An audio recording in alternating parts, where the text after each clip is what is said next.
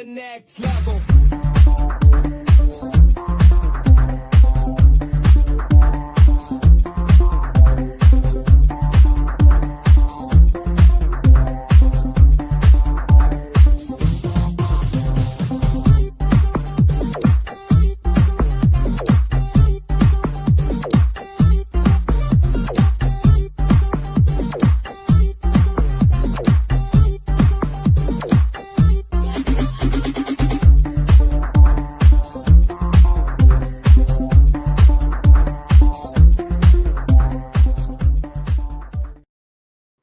Hello, good morning, good afternoon, good evening, wherever you are in the world. This is Coach Tiffany Parra, Editor-in-Chief of Phoenix Fitness Fanatics Magazine, elevating your mind, body, and spirit.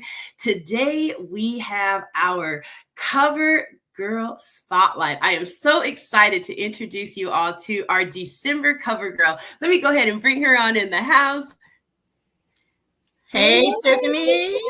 How are you? Beautiful. Thank you. How are you? I'm just so excited. I'm watching your intro and I'm like, wow, look at Tiffany.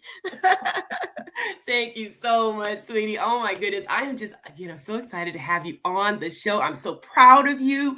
Please, for those that have not yet met you, have had the privilege of meeting you, please share with everyone who you are, where you're from, and just a little bit about what you do, because we're going to dig in. Hi, I'm Sherry West. I am the marketing manager for LA Girl Cosmetics, formerly even Black Radiance Cosmetics. Prior to that, I spent my career in the fashion industry.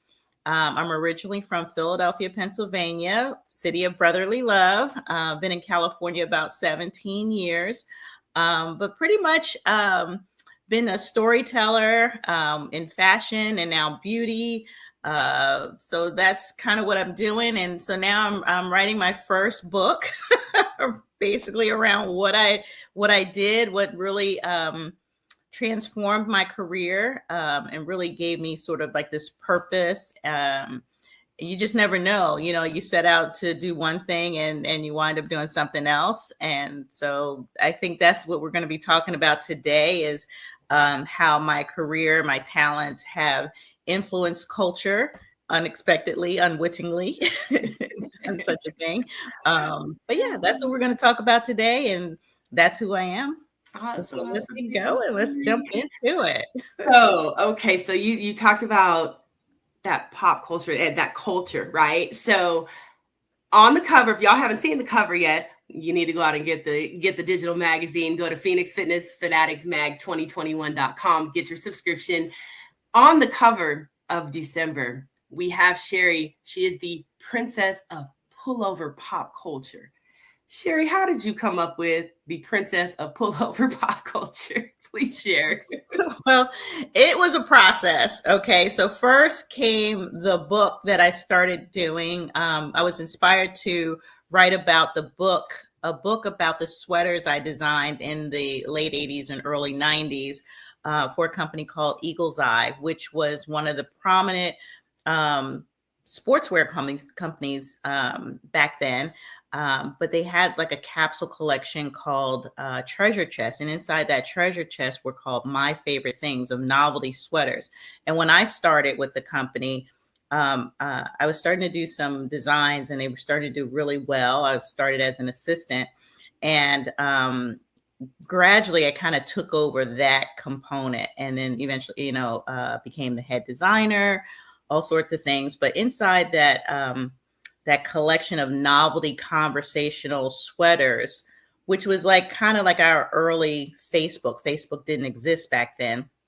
And so we would design these novelty conversational sweaters around life experiences or industry. And so my life began to come out onto these sweaters. Like, even though I was designing for, like, at that time when I was recruited before I even graduated college. So when I graduated, I had a job to go to in like a week or so. So I worked for this company, Eagle's Eye, and they were a Philadelphia sportswear company, women's wear. And so I was fortunate to land a job with this company.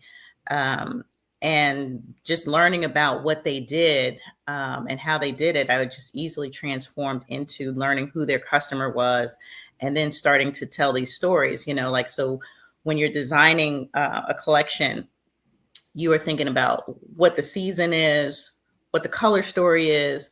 What's that story you want to tell when someone buys your collection on the floor of a department store? They're going to buy certain pieces. Do they want a skirt? Do they want a pant? Do they want a blouse? Sweaters was what they were really known for. But then this novelty, colorful conversational capsule was kind of where I really started to flourish. And like my childhood instincts and things I learned, like paint by numbers and things like that, and being an honors art student, those things started to transform into these sweaters. And then, the president would ask for certain things, and then I would just go back into my memories and my childhood, and what story could I tell that was very unique, and also to compete with our competitors at the same time. I was very competitive. So how can I outdo my competitors? So over the pandemic, I started hearing earlier on like these ugly Christmas sweaters, and I'm thinking to myself, oh my God, I used to design these things that were called novelty. And so I started thinking, well, I have not too much else to do in the pandemic. We're all home alone doing pretty much nothing. Right. And then I started to comb the internet and see, if I could find some of my old designs. And I did. I started combing the internet and seeing and I was like, oh my gosh, I could actually find them. And then literally over the last 4 years or so, I have collected over 60 of my sweaters. And I decided I'm going to write this book. I had to come up with a title. The cover was like, just gnawing at me. So many different obstacles I had to go through, but it was collecting the sweaters. And some of them I found in mint condition with even the original tags on them, which I was like, oh my gosh. And some of them were very expensive. Some I had to bid on. But yeah, over these, and then the process of photographing them, putting them on models. And so it has been a process, but I came up with the title because the sweaters that were really the anchor of this treasure chest were called My Favorite Things. And so there were like these little blocks of images. And how I took over was the old ones. I couldn't even go, what are these images supposed to be? But being a good artist, I was able to take those old designs and regraph them so that the knitters could come up. You could actually see what was going on. And then the owners and my bosses started going, do more of that, do more of that. They would just like watch me go. And eventually I became the head designer and just really took over the whole women's collection and My Favorite Things. And then I would have to kind of reinvent myself every season. Like, okay, that one did well. So okay, got to do another one and another one, another one. And now I just said my favorite things are ugly because they're now called ugly Christmas sweaters. Even if it's not a Christmas sweater, people just try and find these novelty sweaters. So that's how this whole thing came to be in a nutshell. So in your upcoming book, My Favorite Things Are Ugly, you said it connects fashion, it's connecting storytelling, pop culture. What do you hope the readers will take from my Favorite Things Are Ugly? Good question. So first of all, it's going to be a 10 by 13 coffee table book. So It is like, because they're so bright and vibrant sweaters that, when you see these design books, they're all very sophisticated, like Ralph Lauren or, Louis Vuitton or whatever, but, just close-ups and the stories behind it. So it's a page turner of these hand-knitted stitches of like just beautiful, like artistry.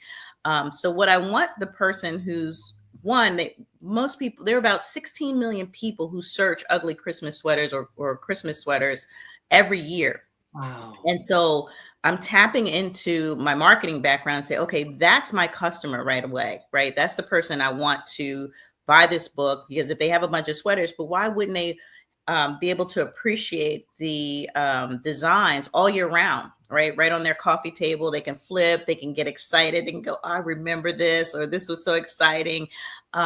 So and also too to take this ugly or pop culture of pullovers and give them their rightful space in fashion history, because fashion has a huge history. And you see these little pops in like, even as I've been researching where it actually began. So, you like the owners of the company, they would get these like Fair Isle sweaters, or they design these Fair Isle sweaters and they would sell them. But most of their inspiration would come from like England. So, the whole Fair Isles began long, sort of like with royalty and things like that. But then gradually they started changing. But you see these patterns, these, Fair Isles and in targes. What I did was mostly in targes, which I'll show you. I'll just pull up one. This one was like my Wild West reward sweater. And this one came about because my last name is West. And I grew up watching Wild Wild West. So this one was inspired by the Wild Wild West show and my last name. So, and being able to kind of like I want to say a beautiful mind, take the images and put them into stitches on graph paper, and being able to instruct knitters how to knit those things. So anyway, I probably lost track of the actual question that you asked, but so the idea is to really say where this began, and then go back and insert into history. Because now this ugly Christmas sweater trend has been reignited, sort of dubbed ugly Christmas sweaters by millennials. Mm-hmm. And now you got the Gen Zs, and they all love this. And you got all these other companies coming out with them, but they're all machine made. These are all knitted by hand. Mm-hmm.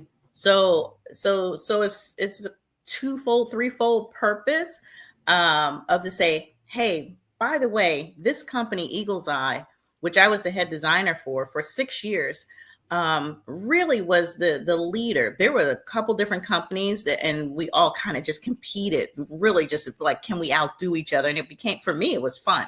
Like, oh, so-and-so came up with this, I can do better than that.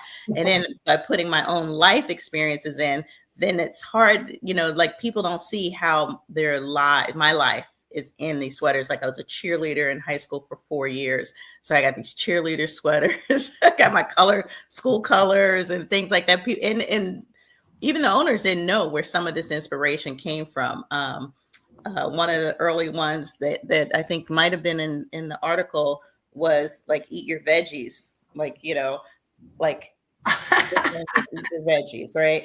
And so I like to put surprises on the back, because originally when I first started designing, we didn't have anything on the back, and I'm like, oh, all this stuff is going on in the front, like I want to surprise them in the back. So I would get their approval, because it costs more to do designs on the back.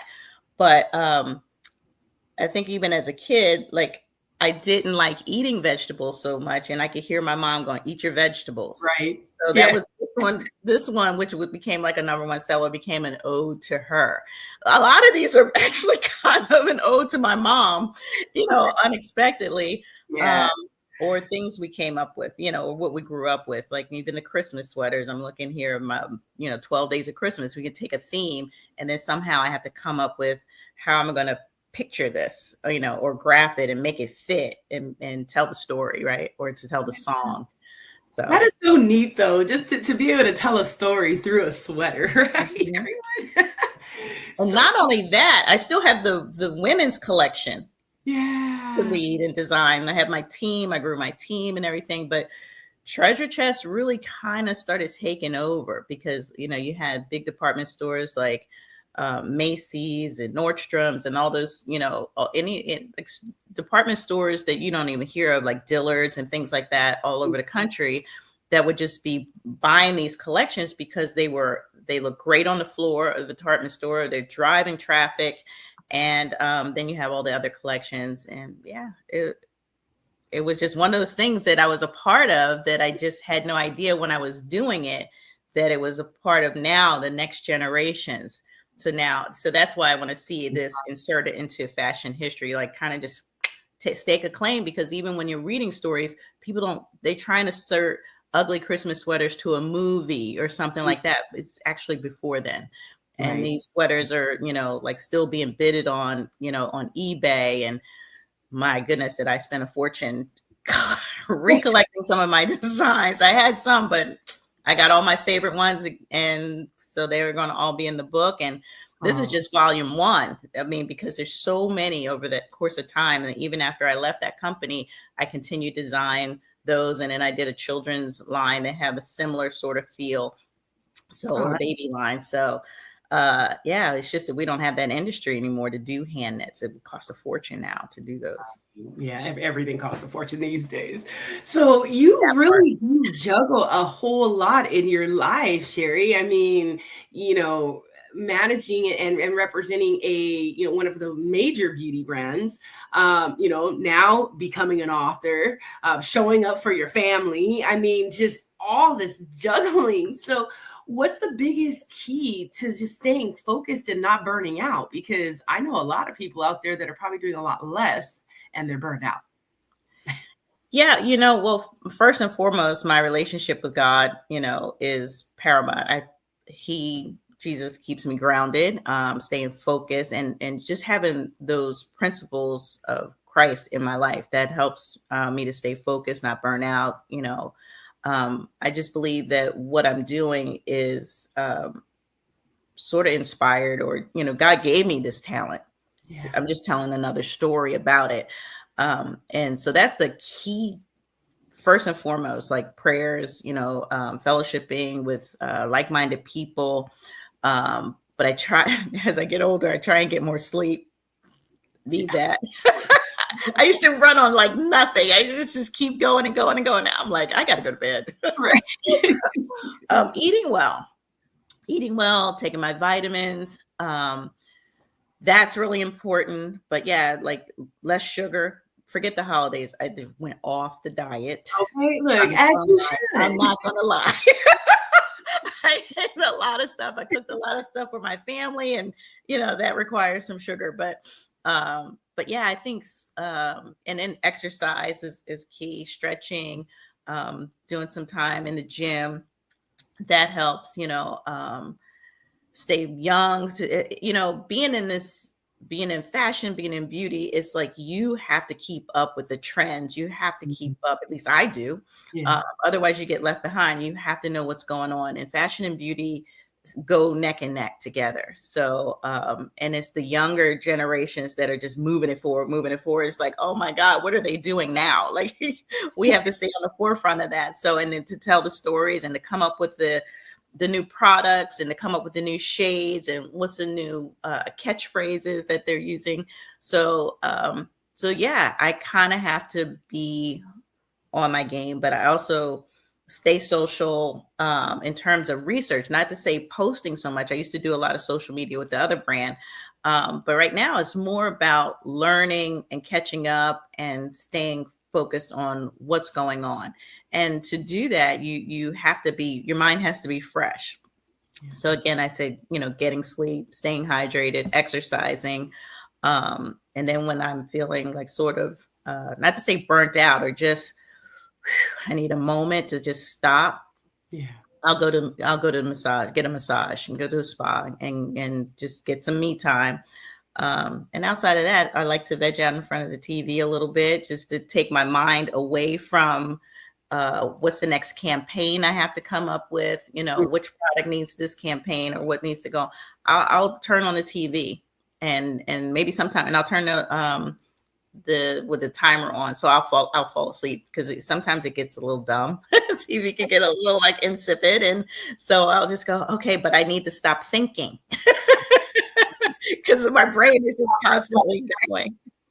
What's that? You got to turn this off sometimes. So. Right. So to turn this off, I have to turn the TV on. True. Yeah, I do. And I do like TV. And I love movies. So I like to go to the theater. I love performing arts and things like that. I appreciate that. And like to go to museums and things and look at other artists, what they're doing. And that truly inspires me. And, TV and movies if it's a really great story, It's inspiring. Mhm. If it's a period piece, I'm looking at the fashions or like how they came up with that, or having worked on movies before too, looking at the fabrics that they're using. So my brain is just inspired by other people's talents, Yeah. and it inspires me. That's awesome. That's awesome. So, Sherry, I know writing a book can be very tough. There's a lot of people out there that have, a story that they're sitting on. What's an inspirational message that you can give to, some aspiring authors that are out there, just to help them to get their story out there, get their brilliance out there? Well, because I'm still writing my book, it's a 300-page coffee table book, and I'm a little bit more than halfway through it. I think one of the things that helps me is to set an alarm as a reminder. Work on your book X amount of hours. Like, Mm, so I have a reminder almost every day. So even if I don't do it every day, that reminder's coming up every day, at a certain period of time when I know I'm done work or when I'm done eating, put in an hour or so. Um, so if you're inspired to write a book, somewhere deep inside you something is telling you to write this book. And mhm. I think that it's going to keep gnawing at you until you do it, because or you'll regret not doing it.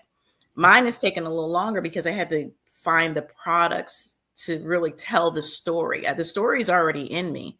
Now it's about arranging the story, and things will change. Right, I would say don't give up, and it's okay to be wrong because nobody knows it but you. We're so hard on ourselves. right. Um, and I'm probably preaching to myself, so thanks for the question.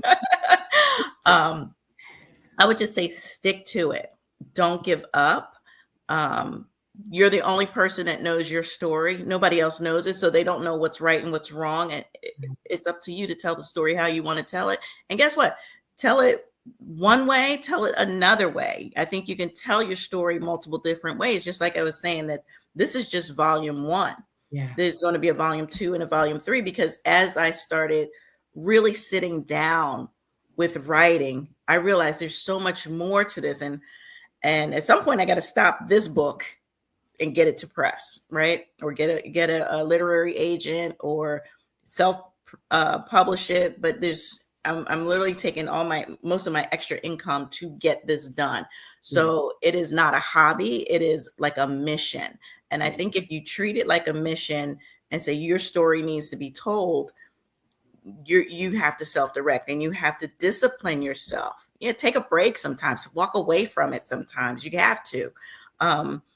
But don't be afraid to say, I'm going to do it. Actually, I really appreciate, ironically, how your December person didn't work out. And he's like, hey, Sherry, can you do a December cover? And it was like something to me said, you're not ready yet, but say yes, because then that just adds more fuel. I needed that fuel. I didn't know that I needed that fuel, but that's kind of what happened. And I said yes. And now here we are Yeah. on this video. And now it's just like, it's almost like God saying, you better finish this thing. And I know I'm going to finish it because I got a house full of sweaters that I want to get to a museum. Oh, so that's the other part we hadn't even talked about. But Yeah. we'll donate all these sweaters to either Philadelphia Art Museum or Lackawanna or Metropolitan Museum, whoever will take the collection. But it's a beautiful collection, worth a lot of money at this point. That, again, I wanted to take its rightful place in fashion history, and donate them. So so I wanted to do a book signing, traveling art show of these sweaters. So I have so much for me keeping me going. It's like I set out a goal. I did a plan. I did a marketing plan because I do marketing. But I have to get people to buy into my marketing plan. So when I show it, that they go, oh, I get it. I love this idea. It's new, it's fresh. And I think, for me, coming up with something that's new and fresh that nobody's ever done, that's kind of what I do. That's the name of the game for me, is doing things that nobody else has done before. Mhm. And then so this one is not like someone's paying me to do it. I'm paying myself to do it. I'm self-directed. So I am learning things. I'm learning disciplines. I'm learning, like when I get on a roll and I start, working on something, working on the book, and it's like 10 o'clock, 11 o'clock, 12 o'clock, I have to tell myself to go to bed because you got to go to work tomorrow. Like you're going to be dragging at work. But when I get involved in it, it's so exciting because I still want to tell this story. This story still in full has to get out. Right now, it's in me. It's on my tables. It's in my closet. It's on my computer. It's right now. It's hitting me every way. And I'm working on the Instagram. There's so many different facets of marketing this product or marketing this story. It can be all consuming. So yeah, I do have to take care of myself. So yeah, thanks for the reminder. But yes, everyone, if you have a story, and everybody does, right? Mm-hmm. Get that story out. And if you feel that, hey, you know what, it's going to be just too much to write your own book, there's a lot of people out there that do anthologies, that they have groups of people, men and women that, come together and share multiple, stories. You just have to do a chapter. So that really is, you have a lot of options, people, to be able to get your stories out there, for sure. So I'm just proud of you, Sherry. I mean, 2020 this year, she's going later this year. 2026, this book will be out. And then we're going to be looking at Volume 2 and 3. So this is. I might take a break after it. Well, hopefully I'll get a good publisher that gets behind me because and picks up some of the slack, because financially it does get very expensive, and doing the photographs. And my great friend Robert Swap helped photograph some of these sweaters, and really sensationalizing what in the 80s or 90s people think they're like grandma sweaters or whatever. No, these things, this new generation is like, oh my God, I love it. Right. And getting that reaction from them also too says, okay, this is real. This is great. Who knew that you can inspire a generation almost 30 years after the fact, It's amazing. So let's have some fun. So if you had a completely free day, no meetings, no deadlines, nothing, how would you spend the day recharging and getting inspired? Well, fortunately, I've been off for a couple of days, and I'll have some time off next week. So that's really dedicated to the book. But if I had a free day and it was really great weather, I'd go to the beach. I'd go to Newport Beach, just walk around, just looking into the deep, taking in the sights. I like to people watch. That would be one day, because, just takes a little time to get to the beach and just eating. And I love food. I love different types of food, experiencing different restaurants and things like that. So that would be my top recharge, because I'm walking around, I'm taking in, I need the vitamin D, as my doctor tells me. You need to get you're inside a lot. You need to get some more vitamin D. And so, and being with friends, just enjoying nature, enjoying outside, enjoying the beauty of flowers and the beach and the ocean. That's probably like I feel so good. And then eating some good food and just walking around, just taking it in, or Laguna Beach, where I hit the galleries and I see what the artists are doing and looking at their different styles of painting. That always just really, I did that recently, a couple weeks ago, just to go down and do the Christmas shopping down there. That was just really great. Being able to go to the beach in December and not be freezing, right? That's amazing. Another way would be obviously going to the spa and, just falling asleep while somebody gets the knots and the kinks out, because it can be stressful. I put a lot of stress on myself, just the expectations I have of myself can be stressful, because when I really get going, I don't sleep. My mind keeps going and going and going, and or I start sketching or writing down things or what I want to say or what I want to do, and I have an obligation at my job. So it's that part. It's like the work, and then this is a labor of love. The book is a labor of love, so it's trying to find time for that labor of love. So yeah, I have to disconnect from those things that walk away, get out the house. and just kind of just don't think about it for a while. So that's how I recharge. I unplug from the things that I have to see, or the things that are like gnawing at me, like get back to that book. And it's like, I know once I sit down, I won't get back up. I just keep going and keep going. And that's just in my nature. But yeah, I do have to really challenge myself to take care of myself and call family, check on them, see how they're doing. Yeah, that's how it's not a formula necessarily.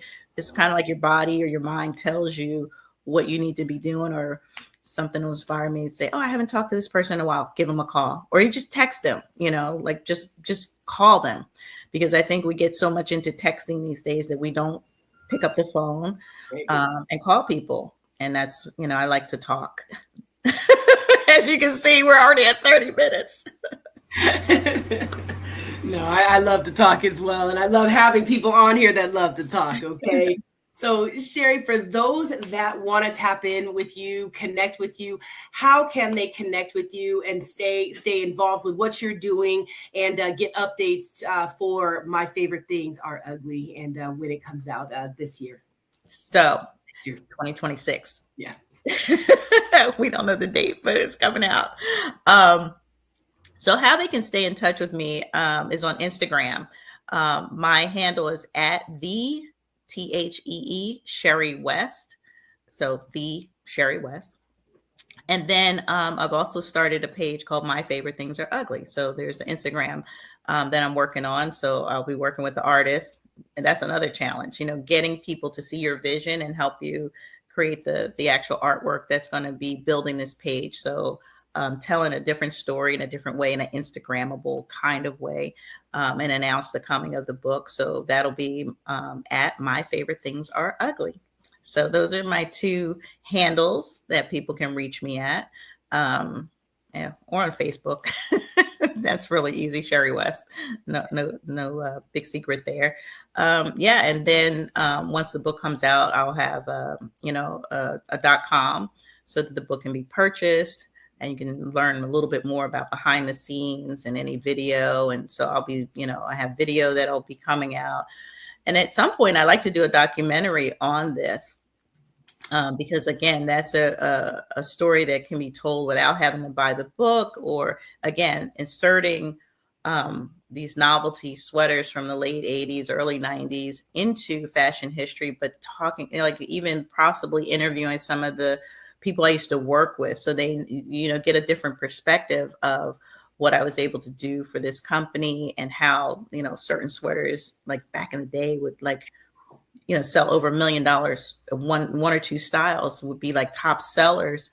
And we didn't have the internet, and we didn't have Facebook, Instagram, TikTok shop. Those things totally didn't exist. So if this were able to be done today, it'd be a totally different story. But you do have companies, but again, these all sold for back then in $130, $150 per sweater. And how much time it took to make. But now you get these mass-produced, machine-made ones, and they're making them look ugly on purpose, whereas these were stories, and people can go, oh my God, I remember this, or, it just really takes you down memory lane. And I like invoking those great memories. So there's a lot going on in telling My Favorite Things Are Ugly. Like, my favorite things are now ugly, but they weren't ugly then. And they're not ugly now, but it's just, this is what pop culture is, So this is what the Princess of Pullover pop culture, who I've dubbed myself as, because it wasn't taken, and I just kind of made it up. But, like, no one, to my knowledge, is taking credit for where these began. And I didn't even originate it. I just was a significant contributor to it. Like, some of the best sellers are the most memorable ones. And so that's the story I want to tell, because there's a story that needs to be told. And like you said, everybody has a story to tell. And this just happens to be mine. And now it's just kind of fun. Like, oh my gosh, it took the pandemic for me to go, I think I need to tell this story, right? God gave us all that quiet. That's right. For like a year. That's right. Right. Yeah. A lot of good did come out of that. Yes. People use their time well, right? Yes, I think I did. I think I did use my time well, and still continue to use it well. And I'm glad there's no time limit on doing it, because I didn't think it would take as long. But, actually the consuming of the sweaters, or purchasing and finding the sweaters and waiting for different people to, to upload sweaters. And I'm like, oh my God, this one's there, and I better buy it now, because it could sit there forever and nobody else would care. I care. I'm like, let me get this one. I remember what I was doing when I designed this, what I was thinking when I sketched this, all that sort of stuff. So, yeah, I'm so fortunate and blessed to be able to access the eBay and Etsy and Poshmark, all these places that resell gently used clothing or other products. I just want the sweaters. I don't need anything else.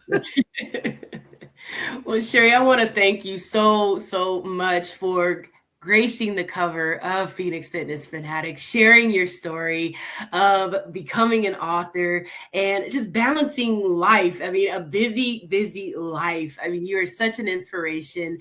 And I hope everyone, you have gotten some great nuggets of knowledge and, have gotten inspired to go out and share your own story as well. If there's something in your belly that you want to talk about it. All right. So everyone, thank you so much for joining us today.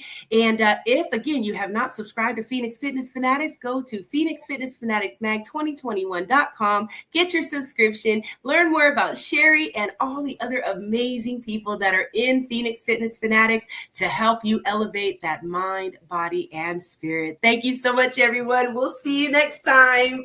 Thank you, Tiffany. God bless everybody. Merry Christmas and Happy New Year.